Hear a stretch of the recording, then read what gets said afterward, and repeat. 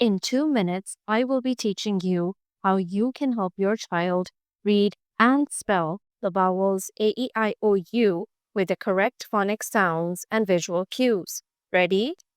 The first vowel letter is A. A says ah. So I tell my children that anytime you see the letter A, the phonic sound is going to be ah. So make sure that your mouth is wide open. Vowel E likes to make the phonic sound E. E loves to show its teeth. So what I tell my children is that anytime you see me showing my teeth, that is a visual cue for the letter E. I says eh. Now, this one is a little tricky because students often confuse E and I together.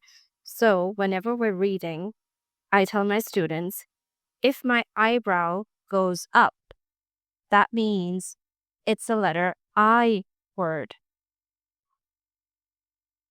Letter O is a jolly good fellow. I ask kids to make the shape of the letter O with their mouth so they remember the O phonic sound. U says like in up. So the visual cue that I use for the letter U is my hand goes up. So these are some of the visual cues that I use with my students whenever we're reading. Learn letters the jolly way. DM for a free video lesson.